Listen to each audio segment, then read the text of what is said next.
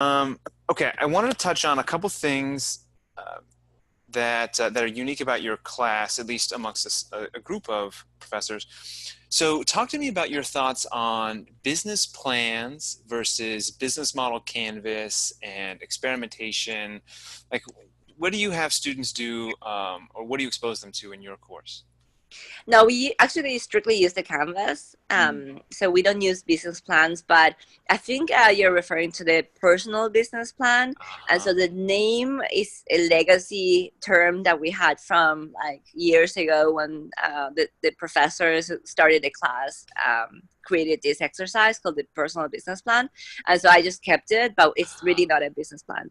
So the PBP, the personal business plan, is applying the Canvas and all of the tools that we learned during the class, from uh, uh, brainstorming and design thinking and brainstorming to using the Canvas, customer development, etc., etc. Everything that we learn in the context of their personal lives. And so that's really the part that, I think becomes most useful for the students because they are applying these tools to matters that really matter to them. This is not about a company. This is about themselves as a company.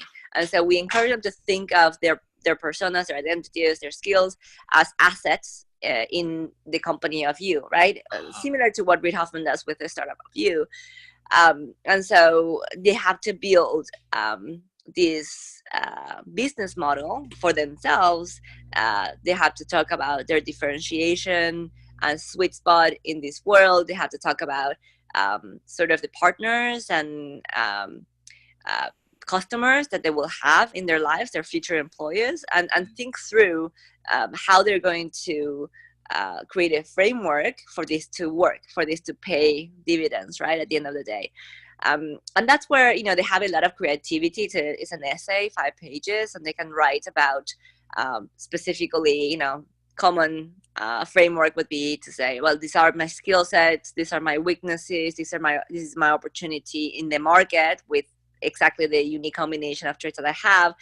I'm gonna sell, my skills to this type of companies. I have identified 3 potential customers. I already have initiated my sales cycle with them and had, my first interviews. My partners for this are, and so like it's really thinking, filling out the canvas for themselves. But some of them will go even deeper, right? And they'll talk about um, I mean, sometimes like even tragic personal stories, obstacles they have faced, from injuries to abuse that they have faced in their lives. Um, you know, talk a lot about relationships with their parents, father, mother, who are their main customers and stakeholders in the early days Mm. of their lives, and how they plan to serve the customer. And so it's actually one of my favorite parts of the class. I get to know the students at the level that um, it would be impossible to get through just a class interaction. And for them, this document is an ongoing document. They have to think through this, imagining that they are 20 years down the road, and painting that picture for me. So, like for them, it's a very good introspective process that is systematic, that is based on a framework that they can replicate over time. It's work in progress. They can change it every year.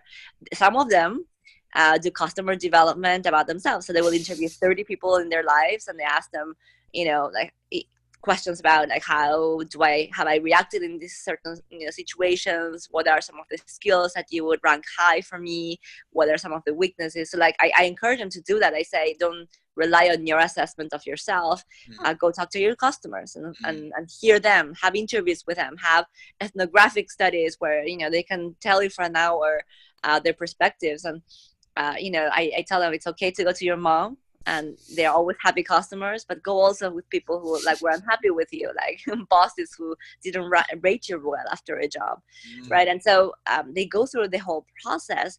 And many of them, I mean, I kid you not, so many of them come to me and say, this was really the stepping stone for me to find out who I am, to learn what I'm passionate about. And I finally got the courage to tell my dad I'm not gonna go become a banker and I'm going to start a company, right? And so it's really, really nice. And also, because it's so personal, we make sure that they can choose who grades the paper. Oh. And so, for example, we have 4 instructors in the course. If they don't want me to read it because for whatever reason they think, I'll be biased against them, they can put me on the blacklist, and I will not read or touch their paper, and it's just going to be, their choice of grader. And so there's this like trust built in where we ask them to be very honest and very transparent, but that's why we give them some power to choose as well who grades them and who reads the material. It's so beautiful. I mean, again, just like the empathy that you have for your students is coming out again on that who grades me and who doesn't. I've heard other professors do some similar exercises, sort of personal business plan style. I've always heard really great things about the experience. Clearly, from your student feedback, a lot of them really enjoy this. As I think about professors who are out there who struggle because maybe they're not teaching a mindset class, maybe they're teaching, more like, hey, we need to get our hands dirty and do a little more actual working on entrepreneurship as opposed to skills development. How, or maybe they just don't know that they have the time to spend here. If you were going to give a professor an advice on, how should they hold this exercise? Should they really make it a priority and do everything they can to put it in there? Or should they, if you're in an intro mindset class, then maybe do it, otherwise don't. Like, how would you advise a professor on whether or not to include this style? So it's 20% of the class for me. Oh, wow. For the grade. So it's, one of 3 major assignments in our case. I see a lot of value in achieving my goals as an instructor, right? I want them to be able to learn about these methodologies and apply them almost instinctively.